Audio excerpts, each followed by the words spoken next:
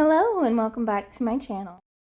Today's card features the new bats from Fawn. This set is called Fangtastic Friends. I'm also going to be using some shrink plastic today.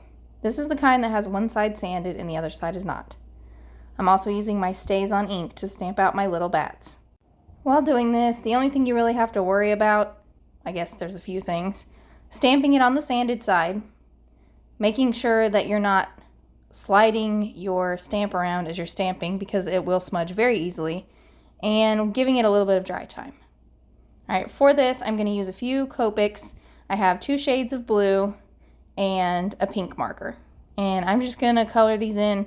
It's kind of hard to see if you don't have a background, so that's why there's the white paper behind it. It's going to be very light, but you have to keep in mind that when you shrink these, it will look darker. So always go lighter than you really want it to be. For these, I am using a light and a dark blue, but really you could just color them all one solid color. I'm not really sure that it makes a huge difference. It's just something I wanted to do anyway.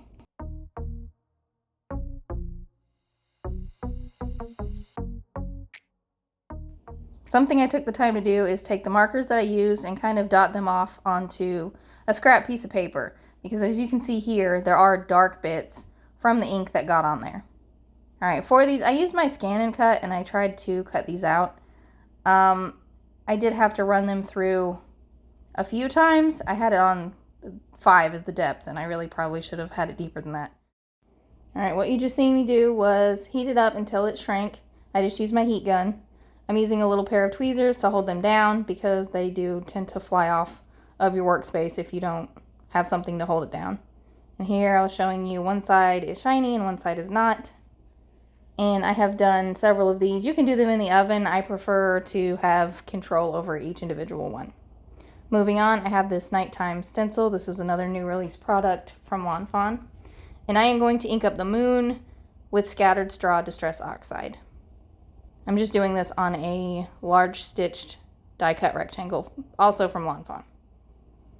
For here, it's nothing special. I'm just trying to go a little bit darker around the edges and lighter in the center. And I really like the little spots that it has, so I'm going to ink those up with the same color ink. Now I'm going to ink blend around my moon. I'm just adhering it to the panel with some low-tack tape. I have 3 shades of purple Distress Oxide that I'm going to ink up my sky with, starting with Shaded Lilac. I'm trying to keep it a little bit lighter towards where the moon is. Next, I'm moving in with my Wilted Violet.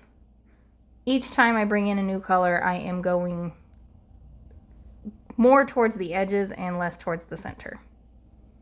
And now I have Villainous Potion, darkening up the edges. And then after this, I still didn't feel like it was quite dark enough, so I do bring in my black Soot Distress Oxide. For this one, I really did just keep it to the very edges. Ultimately, I didn't really know where I was going with this card. This did not probably add a whole lot to it, but I didn't know which direction I was going, like I said. Right now I have some clean water. I'm just going to spritz the panel, and because it's Distress Oxide, it'll lighten up those areas.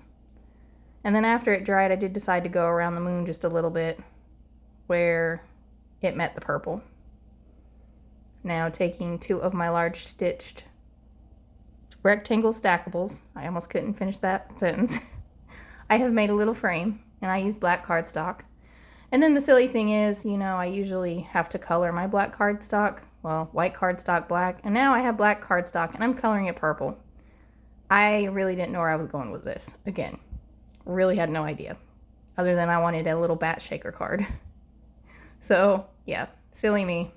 When I do use black, I'm not even using it as black. It does look different. As you can see, the purple's actually more noticeable than I originally thought. I'm just adhering some double-sided tape around my frame, and then I am going to trace out my rectangle on some paper that's actually the back of some acetate. It's not the back of the acetate, it's on the back of the acetate.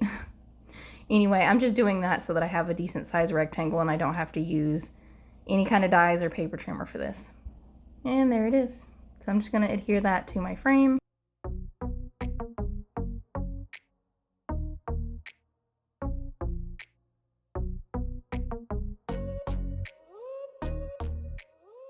Now I have several layers of thin foam tape. I actually am doing it in three layers. It's the Big Mama foam tape. It's fairly thin. I kind of wasn't sure if I should do 2 or 3, but I have the 3 layers, and I will say that sometimes the little bats do get stuck on top of each other, which is kind of annoying. I just made the frame around the acetate window just to make sure that you couldn't see it, but it was enough to keep the little shaker bits inside. Now I have some vellum, and it's got a double-sided adhesive sheet on the back. I was basically just making vellum stickers. These are traced out using the Night Sky stencil from Fawn, and they look very white now, but they will be more see-through when I take the backing off. Just erasing the lines. Nobody wants to see those. And now I'm going to figure out where I want them, and I'm going to adhere them straight down to the back panel.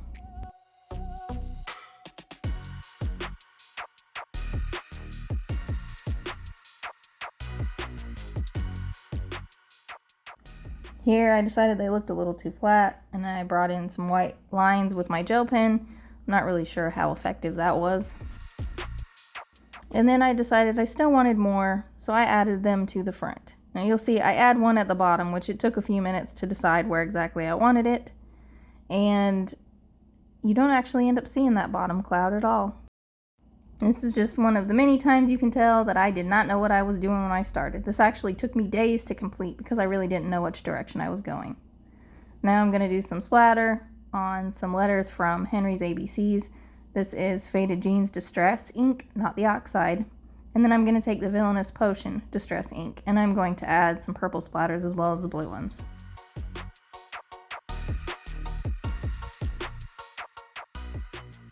While that dries, I decided I would put my little shaker elements inside the shaker.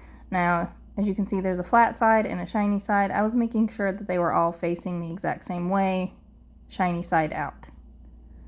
And then just checking to see how that was. And I have cut out and colored a couple of the bats on regular cardstock to add to my panel. And then my letters are now dry, so I'm just adhering those down with liquid glue. And right here, I'm actually not adhering them at this point. I'm just laying them out. I do that off screen because, I mean, who wants to watch me put glue on a bunch of things? All right, removing the foam tape, and now I am going to carefully place my front panel onto the back panel. And here it is, my finished shaker card. I hope you guys enjoyed today's video. I will be back with another video soon. Bye!